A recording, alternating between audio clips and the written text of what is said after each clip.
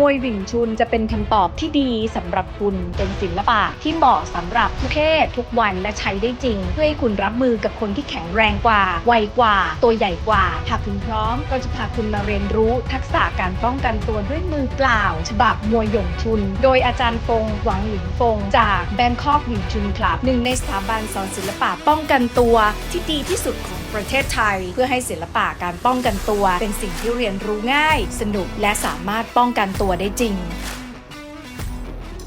สวัสดีครับ ค่ะวันนี้นะคะดิฉันพาทุกท่านนะคะมาสัมผัสประสบการณ์แปลกใหม่ค่ะเรียกได้ว่าเป็นศาสตร์แบบป้องกันตัวนะคะในรูปแบบที่เรียกว่ามวยหยงชุนหลายคนสงสัยเนาะเพราะว่าดูจากหนังดูจากละครดูจากภาพยนตร์อยากรู้เหลือเกินว่ามวยหยงชุนคืออะไร วันนี้นะคะคนที่จะให้คำตอบกับดิฉันได้ดีที่สุดต้องเป็นสองท่านนี้เลยนะคะอาจารย์ฟงกับอาจารย์เพ็งนะคะค่ะมวยหยงชุนคืออะไรอะมวยหยงชุนตามประวัติแล้วมันก็คือมวยผู้หญิงนะฮะตั้งเดิมปรมาจารย์อู่ไหมนี่ก็เป็นศิษย์หนึ่งคนในวัดเจ้าหลินเป็นผู้หญิงคนเดียวคนแรกในโลกนี้ที่มีเข้าไป เขาบอกว่ารอบเข้าไปเรียนในวัดเจ้าหลินมากกว่าปลอมตัวเข้าไปเสร็จแล้วท่านก็เรียนวิชาได้สำเร็จเรียกว่าท่านสงฆ์แต่ว่ามีความรู้สึกว่าอย่างไงวิชาของเจ้าหลินนี่มันเป็นวิชาของผู้ชายเพราะฉะนั้นเป็นผู้หญิงอยากจะสู้ผู้ชายไม่ได้จนเกิดในยุคของราชวงศ์เมงจูนะฮะตอนสมัยเขาวัดเจ้าหลินหนีออกมาแล้วก็ไปอยู่ที่ไทซานแล้วก็ได้ศึกษาวิชานี้ขึ้นมาใหม่ด้วยหลักที่เรียนมวยเจ้าหลินมาตั้งเยอะแยะแล้วก็มาค้นคว้าจัดสรรอยู่3ชนิดในการต่อสู้แล้วก็เอาประสบการณ์ที่เรียนมวยจากของผู้ชายเจ้าหลินนี้มาตัดแปลงออกมาเป็นมวยผู้หญิงนะฮะจึงเกิดมวยขึ้นมาชนิดหนึ่งซึ่งมวยชนิดนี้ตอนแรกที่คุณป้าขึ้นมาอู่ไหมก็ไม่ได้บอกว่าเป็นมวยชื่ออะไรเพราะไม่สามารถตั้งชื่อได้ชื่อนี้จะเกิดขึ้นต่อเมื่อเขาไปสอนมวยชุดนี้ให้กับผู้หญิงคนหนึ่งผู้หญิงคนนี้ชื่อเหลียงหยงชุนก็เลยใช้ชื่อของผู้หญิงคนนี้ตั้งชื่อมาว่าเป็นมวยหยงชุนตั้งแต่นั้นมาถามว่าหยงชุนคืออะไรหยงชุนตอบง่ายๆก็คือเป็นมวยที่สำหรับผู้หญิงฝึกไว้ป้องกันตัวในการต่อสู้กับผู้ชายได้ซึ่งในยุคสมัยนั้นโดนป่าเยอะมาก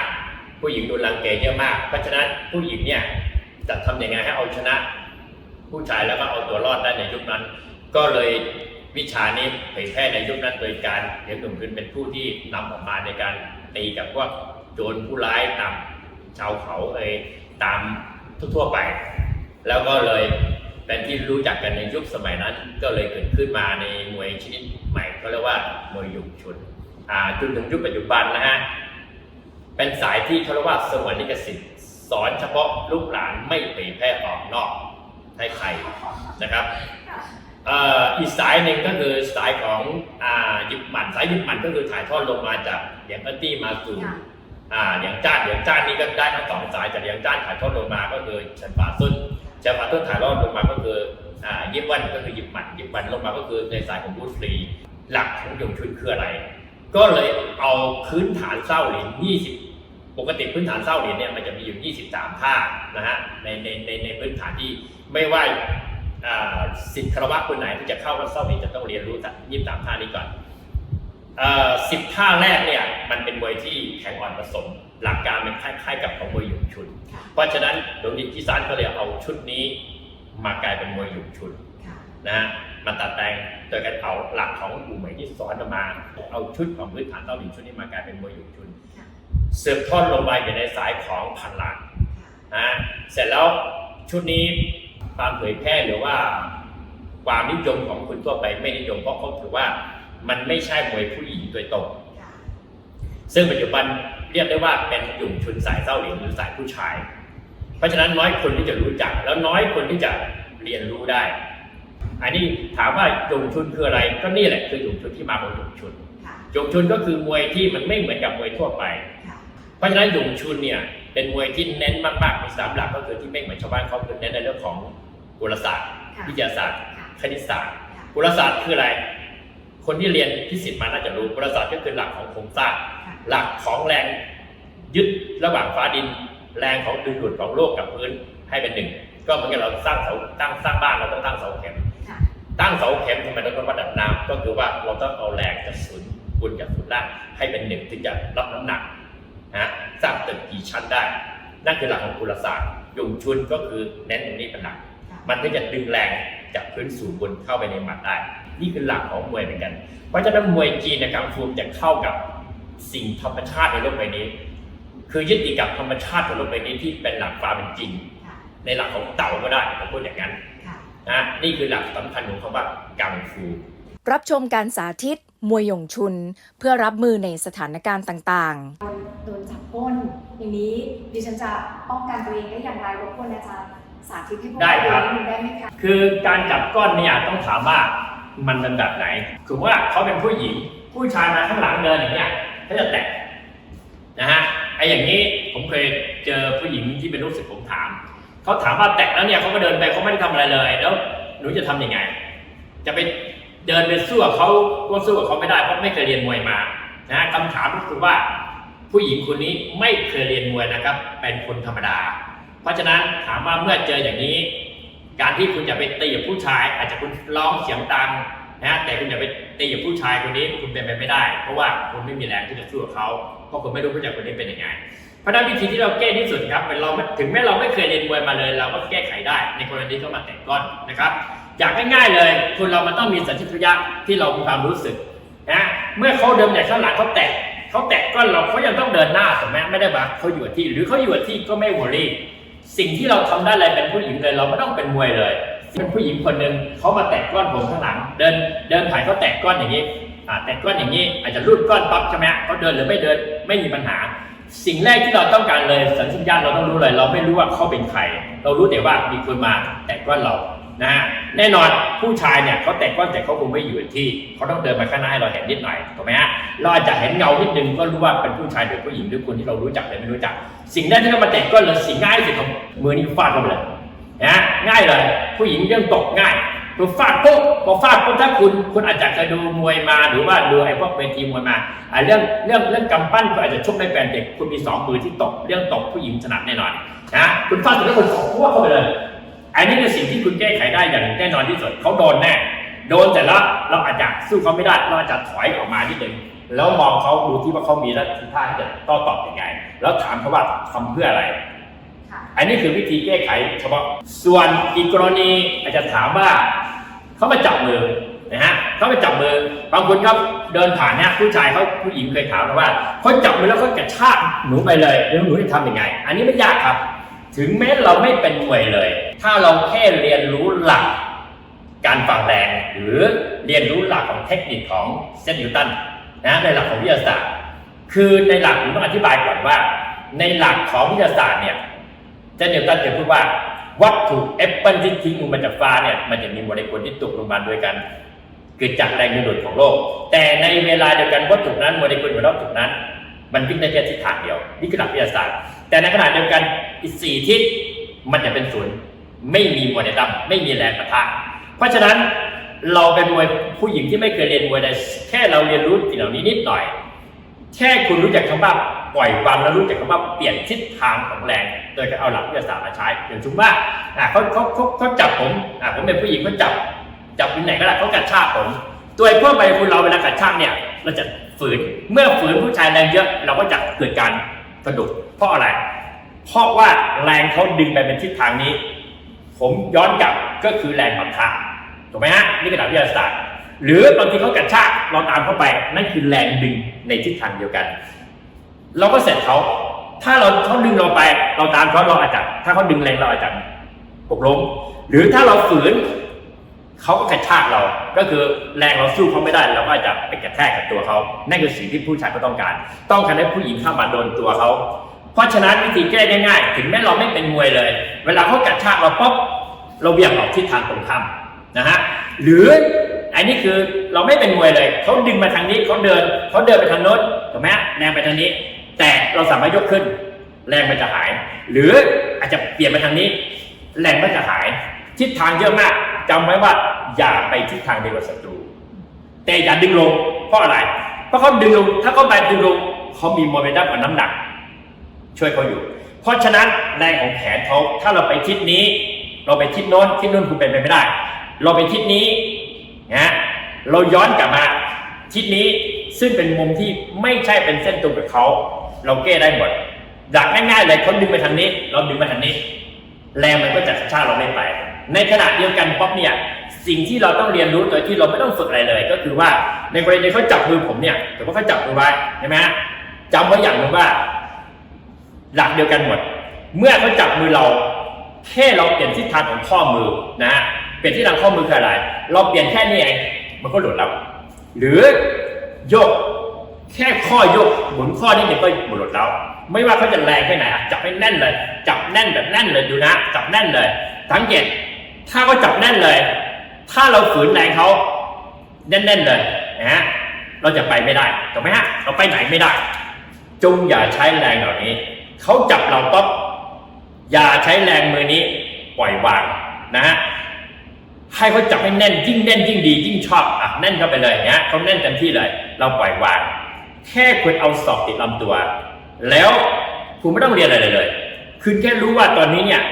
เขาจับอยู่เฉยๆถ้าเขาจับอยู่เฉยๆเราก็พลิกขึ้นมันหลุดนะแต่ถ้าเขามีแรงกระชากสมมติกระชากไปที่หนึ่งที่ใดเราก็มาทางนี้เห็นไหมฮะมือเปิดเราไม่ต้องใช้แรงนี่คือหลักที่เมื่อกี้ผมอธิบายเปลี่ยนแปลงทิศทางแรงหรือเขากระชากเราไปเราอาจจะยกขึ้นหรือย้อนไปข้างหลังหรือแบบนะอาศัยมือนี้เป็นมือช่วยนะแค่เขาดึงไปตรงนั้นเรายกขึ้นแล้วเราตบ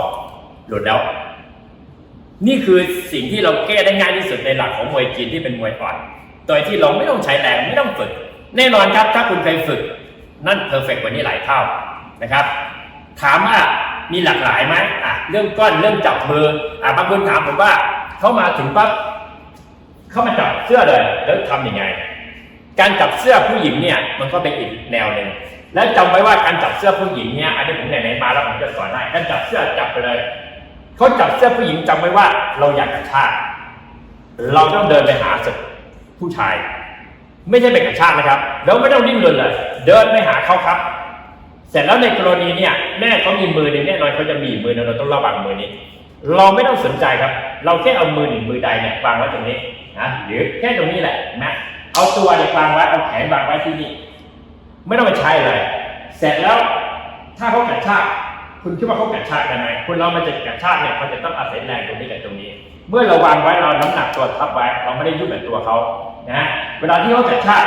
เราก็เปลี่ยนทิศทางอย่างนี้ตัวมันเริ่มแสบเราแค่เปลี่ยนทิศทางนิดเดียวจับเลยครับจับเสื้อเลยเราวางไปเขากระชากปั๊บแล้วอย่างนิดเดียวเราจับตรงนี้หมุนนิดเดียวมันไปแล้วตัวมันจะไปตัวอัตโนมัติเพราะอะไรเพราะแรงที่เรากระชากเราเปลี่ยนทิศทางแรงเราหมุนนิดเดียวตัวมันก็แอนแล้วไม่ต้องใช้แรงเลยนี่คือหลักที่ง่ายที่สุดพอแอนปั๊บก็จบแล้วนะฮะเราจะไปขุดหน้าจะไปตบมันหรือถ้าเราเคยเรียนมวยมาจะไปเข่าจะไปเหยียบขามันก็คือเรื่องของเราถ้าเราไม่เป็นมวยเลยแค่มันล้มเราก็กระชากแล้วหนีเลยก็คือจบถือว่าโอเคเรารอดตัวแล้วอันนี้หมายถึงผู้หญิงที่ไม่เป็นมวยเลยวิธีแก้ง่ายๆและในบางสถานการณ์นะคะผู้หญิงนะคะก็หนีไม่พ้นเนอะมีตบหน้าผู้ชายนะคะเราเผลอไปอะไรอย่างนี้แต่สิ่งที่เกิดขึ้นคือผู้ชายค่ะง้างมือแล้วก็จับมือเรามัดเราจะแก้ปัญหายังไงคะโดนล็อกแล้วค่ะเมื่อเราไปตบเขาผู้ชายมันก็ต้องโดนตบหน้ามันก็เสียศักดิ์ศรีผู้ชายมันก็ต้องจับมือผู้หญิงถามว่าโดนจับแล้วแก้ยังไงง่ายนิดเดียวครับผมว่าในกรณีผมไปตบเขาเสร็จแล้วปุ้มเขาจับมือผมจับไปครับจับมือปั๊บผมไม่ได้ไปตบเขาถึงจับไปครับจับทั้งสองมือโดนล็อกในกรณีถ้าผมเป็นผู้หญิงนะดูนะครับมือโดนจับฝ้ายเขามาจับฝ้ายหรือไม่ฝ้ายมีสองกรณีครับแต่อย่างนี้เขามือฝ้ายผมก็มือฝ้ายแต่ผมเป็นผู้หญิงจำไว้อย่างหนึ่งว่าเราอย่าไปใช้แรงดิ้นเมื่อเขาจับแล้วจงให้เขาจับปล่อยวางมือทั้งสองข้างเอาศอกชิดลำตัวนะครับเสร็จแล้วการแก้มีทั้งหมดอยู่3ระบบต้องถามว่าอย่างนี้รูปร่างเขาน้อยกับตัวเล็กกว่าเราถ้าในกรณีคนที่ผู้ชายที่จับเราเนี่ยเขาน้ำหนักตัวเขาหรือตัวเท่ากับเราง่ายครับเราก็แค่ยื่นมือฝ่ามือขึ้นมาเอาศอกจำไว้ครับศอกชิดลำตัวอย่างง้างออกไปแล้วปล่อยวางแขนแค่ยื่นมือขึ้นมานะครับง่ายๆแล้วก็เบี่ยงออกมันก็หลุดหรือในกรณีเขาจับเราแบบมืออย่างนี้ซึ่งมือเขาไม่ได้ฝ้ายเลยนะครับมันแล้วแต่กรณีนะครับถ้ามือไม่ฝ้ายเลยตัวเขาเล็กกว่าเราก็ขับรถแค่ขับรถเหมือนขโมยอะไรเห็นไหม มือมันจะควายกันแล้วมันจะหลุดมันจะเจ็บแล้วมันต้องหลุดในกรณีที่เขาตัวใหญ่มากน้ำหนักเยอะอย่างฝรั่งนะครับเราขยับไม่ได้หมุนไม่ได้เลยเราไม่ต้องไปยุ่งกับมือครับเราแค่เข้าไปหาเขาเพราะตอนนี้เขาไม่มีมือแล้วก็จับมือเราอยู่ก็ต้องกลัวเขาจะแตะอ่างเราถูกไหมเราก็เข้าไปหาเขาเสร็จแล้วเราหมุนตัวครับเอาน้ำหนักตัวจับไปนั่นเอาน้ำหนักตัวเป็นตัวดันเข้าไปหาซึ่งตัวเราหมุน180องศาเนี่ยแขนมันจะเจ็บมันจะหักแล้วมันจะปล่อยแน่นอนถูกไหมฮะหรือในกรณีขยับตัวไปแล้วดันแล้วมันไม่อาจจะตัวใหญ่มากแรงมากเลยเราเข้าเขาก็ไม่ให้เข้าก็ไม่เป็นไรเราใช้วิธีแบบไหนถึงแม้มันตัวใหญ่แค่ไหนก็ตามเราลองด้วยวิธีการดันเข้าหาเห็นไหมพอดันปุ๊บเราถอยออกมือของศัตรูมันจะยืดในกรณีเห็นไหมธรรมชาติของคนเราพอดันปุ๊บเรายืดปุ๊บเรามือขึ้นมาแค่เราเอาศอกชิดลำตัวแล้วเอาแรงตัวน้ำหนักตัวเนี่ยเอาน้ำหนักจากศอกดันขึ้นมาพวกเนี่ยจับไว้แน่นๆคนดูนะครับจับแบบเมื่อกี้ธรรมดาจับไปไหนไหวทำไมดูนะฮะพอศอกขึ้นมาปุ๊บเรายืดแขนเขายืดปั๊บฝ่ามือเราขึ้นรับเราดันเข้าไปหาเห็นไหมครับข้อมือเมื่อกี้มันจับอย่างนี้มันมีแรงแต่ถ้าขึ้นมาอย่างนี้มันเหลือแต่นิ้วถูกไหมฮะแรงนิ้วแค่เรากดลงไปมันก็คือรอบตรงนี้มันก็จะหลุดนี่คือต้องใช้แรง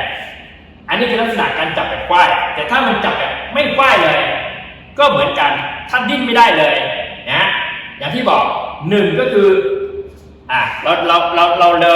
เดินเข้าหาแล้วก็บิดนะบิดข้อมือสองก็คืออันนี้แบบไม่ควายนะครับดันเข้าหาแล้วขึ้นแล้วกดลงไม่ต้องใช้แรงเพราะนิ้วมันจะหลุดเราไม่ต้องสนใจเรื่องแรงกับแขนกับตัวเขาเพราะเราต้องการทำให้มือเขาหลุดเมื่อหลุด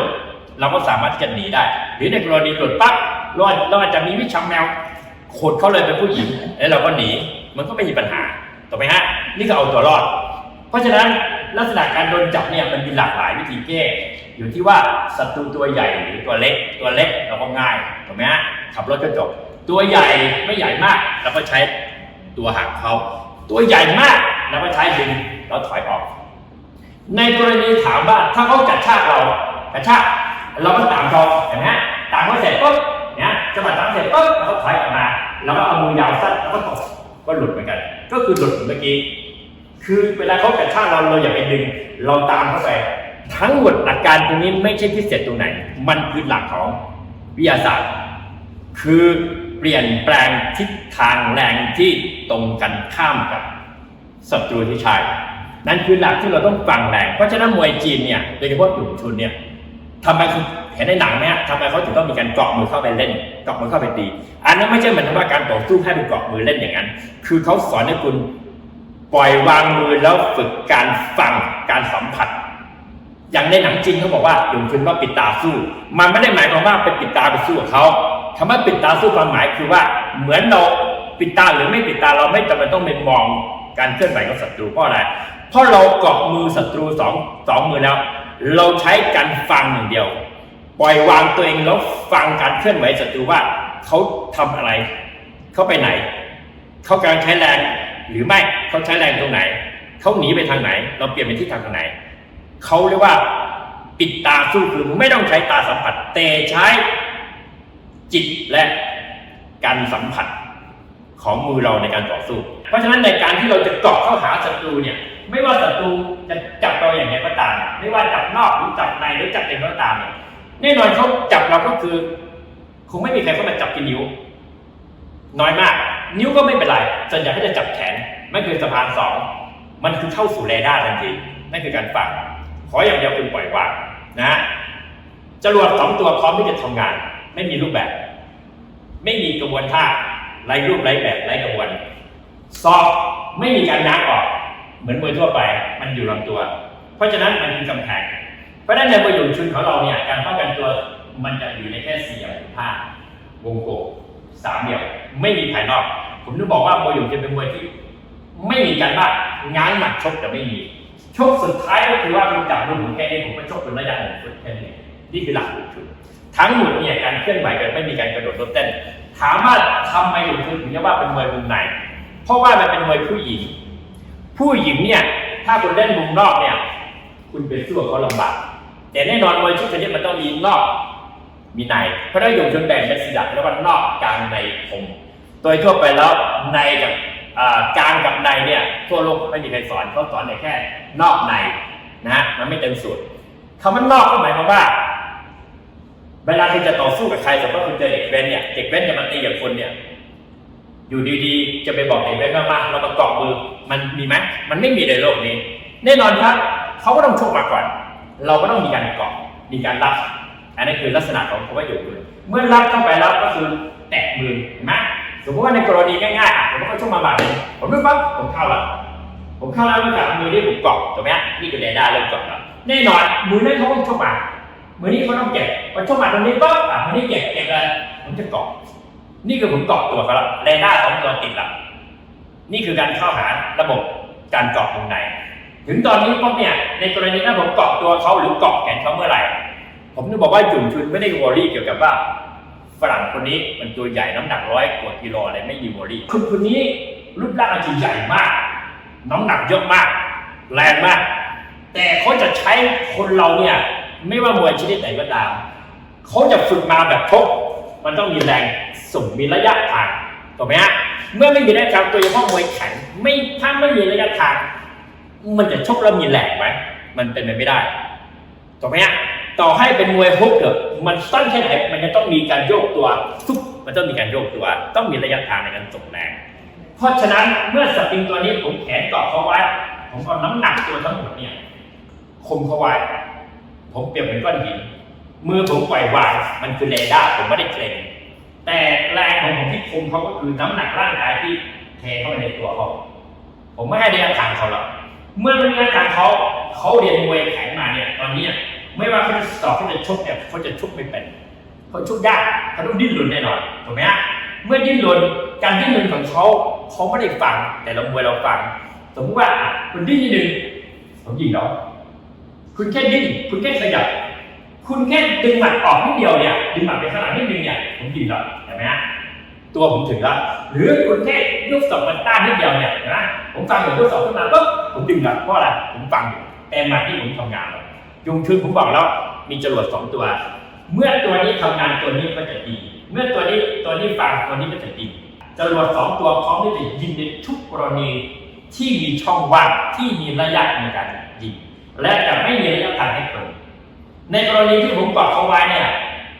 แทบเราไม่ต้องเรียนอะไรมากเลยในมวยยุงชุนสิ่งสำคัญก็คือว่าคนที่มาเรียนเนี่ยหรือผู้หญิงก็ตามผมต้องบอกว่าเด็กก็สู้ผู้ชายผู้ตัวใหญ่ได้เพียงแต่ว่าคุณยืนร่างกายให้ถูกต้องในหลักของกลศาสตร์ให้มีน้ำหนักที่ถูกต้องไม่ใช่ไปยืนข้อหรือยืนเอ็ดคุณยืนในลักษณะของผมเรียกง่ายๆยืนในลักษณะของทหารอากาศทหารเรือตัวตรงน้ำหนักให้ถูกต้องแล้วคุณแค่เกาะแล้วปล่อยวางได้คุณฟังเป็นคุณจบแล้วคุณชนะแล้วเพราะศัตรูเนี่ยตัวใหญ่แค่ไหนเขาเคลื่อนได้ไหมสมมติว่าเขาจะขึ้นขาถ้าเราเกาะอยู่เขาแตะผมดึงคุณเห็นไหมฮะ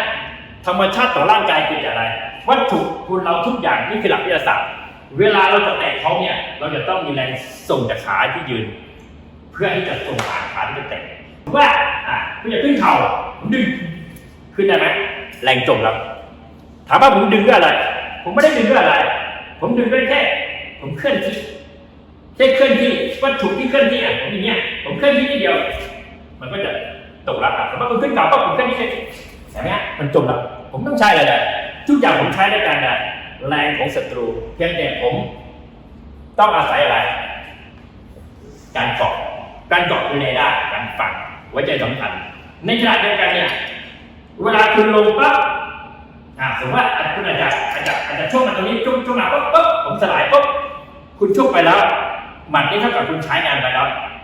คุณจะใช้ต่อคุณจะต้องมีการดึงกลับแต่ในขณะเดียวกันอยู่ชุดผมบอกแล้วชกแค่ระยะ1 ฟุตผมดึงคุณปั๊บผมใส่เลยไม่มีระยะถูกไหมฮะเพราะผมไม่ได้ใช้อะไรผมพร้อมที่จะระเบิดแต่คุณระเบิดไปแล้วคุณใช้พลังงานแต่คุณไม่ใช้เวลาที่คุณเก็บพลังงานคุณชาร์จไปเมื่อนั้นคือผมระเบิดเข้าใจที่พูดนะยกตัวอย่างง่ายๆถามว่าผู้หญิงเนี่ยไม่ได้ฝึกกระสอบไม่ได้ชกกระสอบเลยแล้วจะตีผู้ใหญ่เจ็บได้ไงนี่ก็คือหลักวิทยาศาสตร์คุณเคยดูหนังจีนไหม3 ก๊อกนะเวลาทหารพังประตูเนี่ยเขาจะเอาไม้ท่อนใหญ่ท่อนหนึ่งใหญ่มาก เอาคนแบกเป็น100 คนแล้วก็เฮ้ยแล้วก็กระแทกประตูผมถามเถอะไม้ตัวนั้นเนี่ยที่มันกระแทกประตูเนี่ยประตูพังได้เพราะอะไรเพราะคุณเพราะแรงของคุณเนี่ย100 คนที่แบกต้นไม้แล้วกระแทกเข้าไปถูกไหมมันก็เปรียบเหมือนกับหมัดเราชกแค่เนี่ยมันไม่มีแรงถ้าเราชกเฉยๆเห็นไหมผมชกแค่นี้ถูกไหมผมไม่เคยเรียนมวยมาผมก็แค่นี้เองถูกไหมแต่ถ้าวัตถุที่มีโมเมนตัมมีน้ำหนักแน่นอนคนเราเกิดมาคงไม่มีใครหรอกร่างกายทั้งตัวหนักแค่30 กิโลคุณไปไม่ได้อย่างน้อยก็ต้องมี40 ถึง 50 กิโลนะฮะต่อให้คุณตัวเล็กแค่ไหนนั่นเปรียบเหมือนเป็นท่อนทรงท่อนเพียงแต่ว่าเรารู้จักทรงตัวอย่างที่ผมบอกหลักกุลศาสตร์เป็นอยู่ได้ถูกต้องมือคุณตั้งอยู่ในเซนเตอร์ให้ถูกต้องเพราะหยงเชิญเป็นมวยที่ผมลืมบอกว่าเป็นมวยที่เน้นในเรื่องของเซนเตอร์ในด้านของสามเหลี่ยมในการโจมตีเพราะฉะนั้นวัตถุที่มีการเคลื่อนที่เนี่ยมันจะเกิดอะไรขึ้นทุกอย่างผมว่าเราก้อนหินก้อนหนึ่งเราอยู่ชั้น 1เราโยนตุ้มลงไปในน้ำเสียงไม่เยอะน้ำกระเด็นไม่เยอะแต่ถ้าเราขึ้นชั้น 3เราโยนอีกทีหนึ่งระยะทางยาวกว่าน้ำกระจายเยอะกว่าแรงดังกว่าเพราะฉะนั้นเราอยู่แค่นี้ก็จริงแต่เราดันเขาด้วยอะไรเราไม่ได้ไปชกเขาไม่ได้ไปใช้แรงแบบเหมือนมวยทั่วไปแต่เราดันเขาด้วยน้ำหนักของตัวที่เกิดการเคลื่อนที่เพราะได้อยู่จนไม่ได้ยากอะไรก็ได้เกิดการเคลื่อนที่ได้เข้าใจความหมายใช่ไหมเพราะฉะนั้นเนี่ยการเคลื่อนที่ตรงนี้แทนที่เราจะแค่ดันเขาให้มันแซงแต่เราส่งพลังด้วยธรรมดานิดนึงถึงจะกระแทกมันจะคือการส่งเข้าไปเข้าใจไหมถ้าเราเคลื่อนที่ได้เยอะเราผลักเข้าไปเลยเพราะฉะนั้นหยุ่งชุนเนี่ยมันจะมีการเรียนทุกเมื่อก็คือเขาเรียกว่าล้อหลังตามล้อหน้าคุณต้องฝึกจุงคล่องถ้าคนที่จะเรียน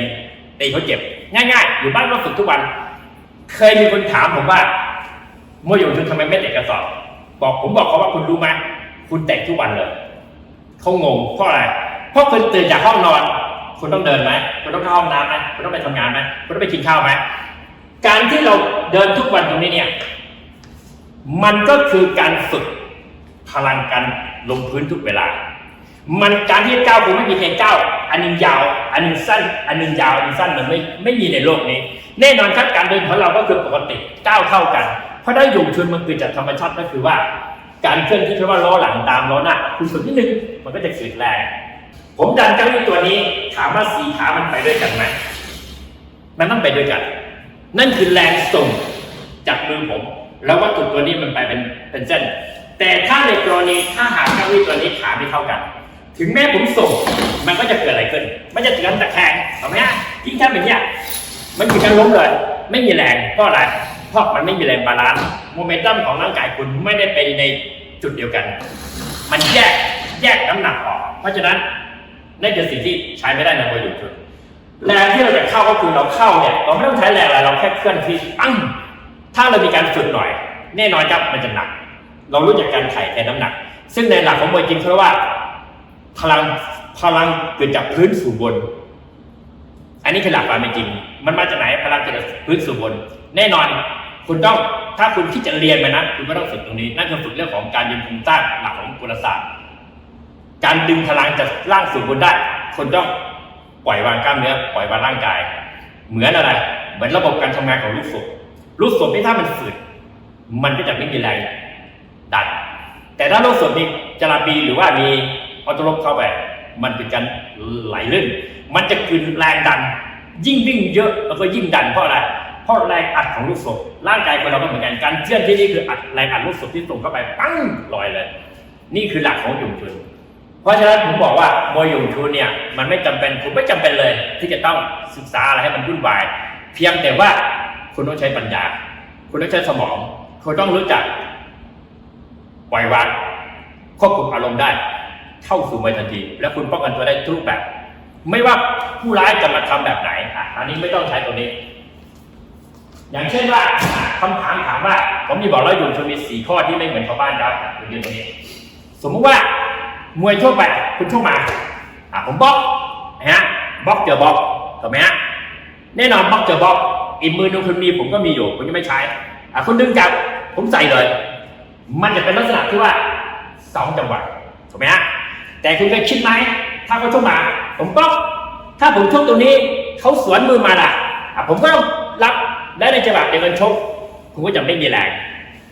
ถึงไม่ชกถ้าคือคุณมือตัวนี้คุณยังไม่ชกเลยคุณป้องแล้วคุณชกเลยมือนั้นสวนมาเลยคุณมีสิทธิ์โดนเพราะคุณกำลังใช้มือนี้เป็นอาวุธอยู่ใช้แรงอยู่หรืออาจจะปกป้องได้นั่นไม่ใช่หลักยงชุนยงชุนคือมวยที่มันไม่เหมือนชาวบ้านเขาคือว่าคุณชกมาปุ๊บผมไปแล้วจบเกมมือหนึ่งป๊อกไม่ได้ใช้แรงคือการฟังแรงจะอะไรสลายหลักวิทยาศาสตร์แต่นี่คือยิงเข้าไปจันทาสุริยันแน่นอนคุณไม่ใช่ไม่ได้คุณยืดยาวกว่านั้นไม่ได้มือนั้นชกมาปุ๊บรับครึ่งทางตีครึ่งทางเพราะตรงนี้ผมขึ้นรับครึ่งทางตรงนี้รับครึ่งทางผมตีครึ่งทางทันทีเลยคุณชกข้างล่างมาเอามาคัดผมก็รับครึ่งทางผมก็ตีครึ่งทางนี่คือว่ารับครึ่งตีครึ่งในเวลาเดียวกันนี่คือมวยอยู่จนที่ไม่เหมือนชาวบ้านเขาสองการสลายคุณชกมาปุ๊บผมนำออกไม่มีการบัดทักแรงคุณมีเท่าไหร่มันไปหมดแล้วคุณยืดสุดแล้วคุณไม่สามารถยืดยาวกว่านั้นได้ถ้าคุณยืดยาวกว่านั้นคุณไม่ต้องสู้กับเขามันมาจากเอเลี่ยนถูกไหมฮะมันสุดแล้วในขณะเดียวกันผมยิงเขาได้เพราะผมไม่มีมือถูกไหมฮะผมลุ้นปั๊บผมยิงเลยแน่นอนครับเขาต้องยิงใหม่อีกมือหนึ่งผมไม่รู้เขายิงมาแบบไหนเขายิงมาผมการบล็อกเห็นไหมผมการละไอ้มือนี่ผมบังละเห็นไหมเมื่อกี้ผมรับตรงนี้ผมตีตรงนี้พอมันชกมาปุ๊บผมการปั๊บมือนี้ปล่อยวางละแน่นอนเขาชกไม่ได้เขาก็ต้องดึงมือกลับผมยิงเลย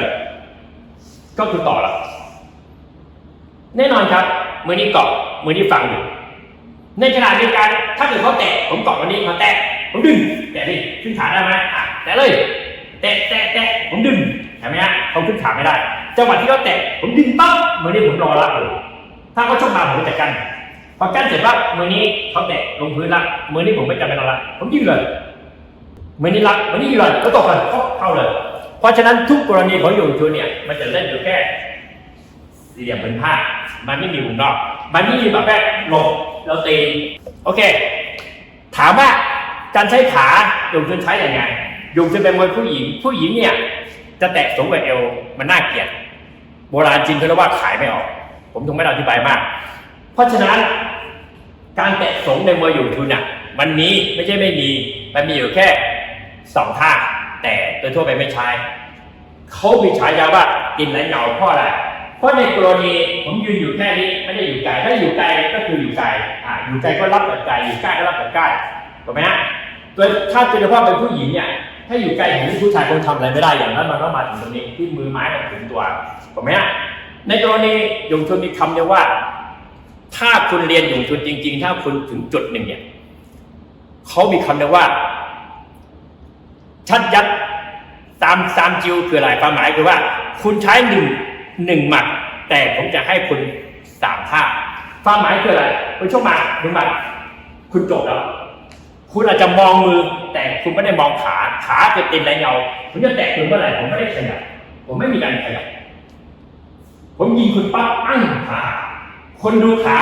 คุณอาจจะโดนมือจิตคนจะต้องแบ่งระหว่างคุณล่างเพราะคุณไม่ใช่มวยเกาะอย่างที่ผมเมื่อกี้พูดมันเป็นมวยวงนอกเพราะฉะนั้นผมไม่สนใจว่าจะใช้อะไรถ้าอยู่ใกล้โยงชุนจะเล่นอยู่แค่เล่นอยู่แค่ระดับเอวไม่มีการสูงกว่าเอวก็คือได้อยู่แค่การเล่นแค่นะการแตะการลุดใช้ได้หมดการตกในเล่นในใช้ได้หมดโดยที่ไม่ต้องมองโยงชุนการใช้ขาจะไม่มีการมองโดยเฉพาะเวลาที่เราเกาะมือเขาเสร็จป๊อกข้างบนเรามือทำงานเด็กข้างล่างก็คือกวนโดยที่ไม่ต้องบอกคุณชกมาผมรับปุ๊บผมเตะแล้วผมเตะตรงไหนผมไม่ได้บอกนะแต่ตัวเนี้ยผมรับตรงนี้จะตกปุ๊บผมตีตรงนี้ทำงานทั้งบุญทำงานในเวลาเดียวกันไม่มีการแตะให้คุณเห็นไม่มีการแบบอยู่ไกลๆชี้ให้คุณเห็นนั่นคือหลักโยงชุนโอเคมีบางคนถามว่าถ้าอยู่วงนอกไกลๆล่ะจะทำงานแน่นอนผมเคยบอกแล้วว่าไม่มีอยู่ดีๆแล้วเด็กเวทจะเข้าไปหา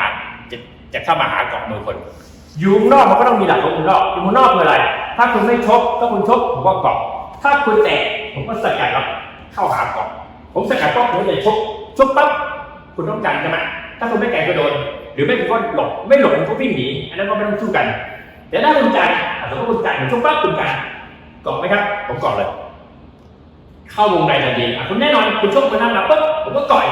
นี่เข้าวงในแล้วพอเข้าวงในแล้วผมก็อยู่ในอย่างเหมือนภาพทันที ผมไม่ได้ตามคุณแต่ถ้าคุณเรียนการผมบอกผมเปลี่ยนเห็นไหมคุณคือเป็นมวยที่ฝักคุณออกเมื่อไหร่ผมพลิกเข้ามุมไหนตอนนี้คุณเปิดช่องว่างคุณเต็มเลยผมตีได้เลยคำว่าช่องว่างก็คือว่าสมมติว่าพอช่วงมาต้นหมากเนี่ยผมรับปุ๊บนี่คือช่องว่างคุณจะมองเห็นไหมนี่คือช่องว่างเห็นไหมครับผมโจมตีตรงไหนก็ได้วิธีหนึ่งถามว่าถ้าเป็นวงในผมช่องมาปุ๊บผมรับวงในปุ๊บนี่คือช่องว่างนี่คือช่องว่างในกรณีช่องมาอีกผมกลับปุ๊บคุณคนนี้จับคนนี้ดึงจับตรงนี้คนนี้จับผมเกาะผมตามเห็นไหมเวลาผมรับตรงนี้เขาดึงจับเราอย่าถอยเราต้องตามเขายกเว้นเขาดึงไปข้างหลังเราจะไม่ตามถ้ามือเขาอยู่ตรงนี้จะเกาะมือนี้มาปุ๊บผมเกาะพอเกาะปุ๊บเท่ากับเรดาร์เราสัมผัส2 มือแล้วตรงนี้เป็นช่องว่างนะครับโล่งเลยเห็นไหมฮะเราสามารถที่จะตรงนี้ได้เข้าอะไรได้หรือเขาจะปิดเข้ามาเลยเขาปิดเลยปิดเลยแต่ผมยังเกาะอยู่ว่าจะเกาะอย่างนี้หรือเกาะอย่างนี้ก็แล้วแต่ผมเกาะใช่ไหมนี่คือช่องว่างนี่คือช่องว่างหรือบางทีเขาอาจจะช่องมามือนี่ไหนช่องมาเลยช่องปั๊บผมดันผมตั้งอยู่ผมดันออกนี่คือช่องว่างใกล้ที่สุดของมือตัวนี้คือช่องว่างนี่คือช่องว่างผมสามารถยิงได้ทั้ง2 มือผมอยากยิงตรงนี้ผมยิงตรงนี้ถ้าไม่ยิงตรงนี้ผมยิงตรงนี้ผมมาคมมือนี้เพราะมือนี้ผมปล่อยมาคมมือนี้เพราะอะไรเพราะมือนี้ผมปล่อยไม่เป็นไรเพราะผมอยู่ด้านนอกมันช่วยไม่ถึงถูกไหมฮะผมก็เกาะตรงนี้เพื่อไม่ให้มันใช้ศอกแต่ผมยิงตรงนี้นี่คือช่องว่างในกรณีเขาโดนปั๊บเขาช่องมาตั้งนานผมเกาะปุ๊บผมเกาะวงในนี่คือช่องว่างนี่คือช่องว่างเห็นไหมฮะผมยิงตรงนี้ผมยิงตรงนี้ได้ผมปิดตรงนี้ได้ผมนำตรงนี้ได้ช่องว่างเพียบเลยสิ่งเหล่านี้คือช่องว่างช่องว่างตัวนี้เวลาคุณฝึกเกาะมือคุณต้องมองจนมันชินมองจนมันออกอาวุธให้ตัวอัตโนมัติและที่สำคัญอีกอย่างหนึ่งที่คุณจะต้องพูดคือถ้าคุณที่จะเรียนยงชุนคุณต้องเรียนรู้ไว้ว่ายงชุนเปรียบเหมือนปลาไหลการไอ้ที่คุณเกาะมือเขาเมื่อไหร่คุณคิดว่ามือสองมือของคุณก็คือปลาไหล2 ตัวปลาไหลเป็นสัตว์ที่มันไม่ได้อยู่นิ่งมันจะเลื้อยอยู่ตลอดเวลาแล้วมันลื่นมันจะไม่อยู่ตายคุณจับไม่อยู่เพราะอะไรเพราะผมเกาะเมื่อไหร่เนี่ยอะไรที่คุณเคยจับปั๊บเนี่ยผมจะนำออกเห็นไหมเขาจะหมุนพอหมุนปั๊บมือนี้ทำงานทันทีละพอจะนี้ไปปั๊บมือนี้ทำงานมือล่างทำงานเห็นไหม2 จุดทำงานละมันอยู่ในเวลาเดียวกันพอคุณใช้แรงปั๊บผมก็ฟังปั๊บมือนี้ทำงานมือนี้ทำงานละเห็นไหมมี2 ทำงานตรงนี้ทำงานละปลาไหล2 ตัวมันจะหาช่องว่างในการหนีตลอดเวลาไม่อยู่ที่ความหมายก็คือคำว่าหนีออกจากจุดที่เขาครอบอยู่ในถังนั่นน่ะความหมายก็คืออะไรที่มีช่องว่างมันจะเลื้อยออกความว่าเลื้อยออกก็คือโจมตีลูกเดียวโดยที่ไม่มีการคิดว่าเฮ้ยจะต้องใช้ท่านี้ท่าโน้นนั่นไม่ใช่ยงชุนมีคำเดียวชี้กึ่นเหล่าตาก็หมุนลูดตีไม่มีตำราคือจากการฟังคือจากการเรียนรู้จากมวยเส้นให้คล่องแล้วเอามวยเส้นทั้งหมดเข้าไปอยู่ในเวลาที่คุณเกาะมือศัตรูได้แล้วมันเกิดโดยอัตโนมัติซึ่งมีคำเดียวว่าไร้ลูกไร้เงาไร้กระบวนเข้าใจไหมคำว่าปิดตาสู้ก็คือเวลาเราเกาะเขาผมไม่ต้องบอกนะผมปิดตาเลยแน่นอนผมรู้อยู่แล้วผมเกาะมือเขาเมื่อไหร่ป๊อปหัวเขาอยู่นี่ตัวเขาอยู่นี่ขาเขาอยู่นี่เพราะเขาไม่ใช่เอเลี่ยนถูกไหมฮะเวลาคุณชกเขาบาดเจ็บอะไรก็ได้ช่วงเวลาปุ๊บผมรู้แล้วตอนนี้หน้าเขาอยู่ตรงนี้ผมไม่ได้มองที่โครงเขาอยู่ตรงนี้เพราะอะไรเพราะแขนเขาบอกว่าไปทางนี้ตัวมันต้องอยู่ตรงนี้คือช่องว่างตรงนี้คือช่องว่างผมยิงได้เลยผมยิงว่าผมเกาะแน่นอนครับเขาตอนนี้ผมอยู่ด้านซ้ายเขายังมีมือหนึ่งแต่เขาชกมาปุ๊บผมเกาะผมรู้แล้วไม่ว่าวงนอกวงในเพราะอะไรเพราะเขาชกมาปุ๊บเนี่ยผมสัมผัสได้ว่าเขากำลังชกมาในแนวตรงผมไม่ได้ปัดปัดออกไปปุ๊บแน่นอนตอนนี้ผมรู้แล้วผมอยู่ด้านอะไรอันนี้คือซี่โครงเขาด้านอะไรด้านขวาหัวเขาอยู่นี่ผมไม่รู้ว่านี่คือหัวเขาอันนี้คือไหล่เขาหัวเขาอยู่นี่อันนี้คือซี่โครงเขาขาเขาอยู่นี่นี่คือช่องว่างสั้นที่สุดผมยิงอันนี้ได้ยิงเห็นไหมผมดึงปั๊บผมลากคออยู่นี่อกเขาอยู่นี่แน่นอนขาเขาอยู่นี่ผมจับเลยอันนี้แหละคือว่าปิดตาสู้เจอการใช้หลักของคำว่าสัมผัสอยู่ที่การฝึกฝนถ้าคนฝึกฝนได้คล่องโจมตีลูกเดียวตีจนศัตรูอยู่กับที่การโจมตีไม่ใช่อาศัยน้ำหนักร่างกายไม่ใช่อาศัยน้ำหนักที่การฝึกมาด้วยความแข็งของหมัดแต่ทุกหมัดที่เข้าไปเนี่ยมันคือแรงที่ดันเข้าไปหาการเคลื่อนที่ก็ให้ข้อมูลเข้าคำว่าหยุ่งชุนวันนี้ผมถือว่าผมอาจจะนำยัดว่าบางส่วนของเคล็ดวิชาผมพยายามจะเผยให้ออกไปอยากให้คุณรู้ว่าหยุ่งชุนที่แท้จริงของกังฟูมันคืออะไร น้อยคนที่จะรู้จักสิ่งเหล่านี้แต่นี่เป็นแค่ส่วนเล็กนะฮะอาจจะเป็น20%ของหยงชุนที่ในสายกังฟูที่ผมจะนำออกมาให้รู้นั่นคือสิ่งที่ถ้าคุณเรียนได้แค่120ผมคิดว่ามันมาตรฐานมันเยอะมากที่คุณจะต้องเรียนรู้แน่นอนครับทุกอย่างไม่ใช่ว่าจะเรียนรู้ได้ง่ายๆแต่ในสิ่งที่ผมอธิบายง่ายๆสิ่งเหล่านี้คุณอาจจะไม่เป็นมวยเลยคุณสามารถใช้ได้คุณอาจจะมาฝึกนิดๆหน่อยๆแค่เรียนรู้วิธีการสัมผัสกันอะไรท่าต่างๆคุณก็ป้องกันตัวได้แล้วนี่คือสิ่งที่เพอร์เฟกที่สุดของคำว่าหยงชุนนั่นคือสิ่งที่คุณต้องเรียนรู้ในหลักของมวยจีนว่ามวยจีนมันคืออะไรทำไมมันถึงมีศาสตร์เหล่านี้ซ่อนอยู่ในตัวซึ่งไม่มีใครนำออกมานั่นคือสิ่งที่ผมอยากจะให้คุณเรียนรู้ว่าถ้าคุณอยากรู้คุณต้องมาศึกษาแต่ถ้าคุณดูจากคลิปผมไปแล้วคุณอาจจะศึกษาในบ้านเรียนรู้ในบ้านถ้าคุณมีพรสวรรค์หน่อยคุณใช้ได้ทันทีเลยครับเพราะนี่คือความเป็นจริงหลักความเป็นจริงของโลกใบนี้ก็คือจริงๆผมไม่ได้ไปโอเวอร์ตรงไหนมันมาจากหลักอะไรวิทยาศาสตร์คณิตศาสตร์กุลศาสตร์โอเคครับสวัสดีครับแม้อันตรายไม่รู้จะมาเมื่อไหร่หากเราพร้อมรับมือกับสถานการณ์ต่างๆรู้จักเอาตัวรอดได้ยามคับขันเพื่อให้เรามีความปลอดภัยช่วยเหลือผู้อื่นได้ยามจำเป็นการเรียนรู้ฝึกฝนและนำมาใช้อย่างเหมาะสมกับสถานการณ์ที่ยากเกินจากควบคุมก็จะสามารถทำให้เราผ่านพ้นสถานการณ์ต่างๆไปได้วันนี้เรามาเสริมสร้างความปลอดภัยให้กับชีวิตกันนะคะ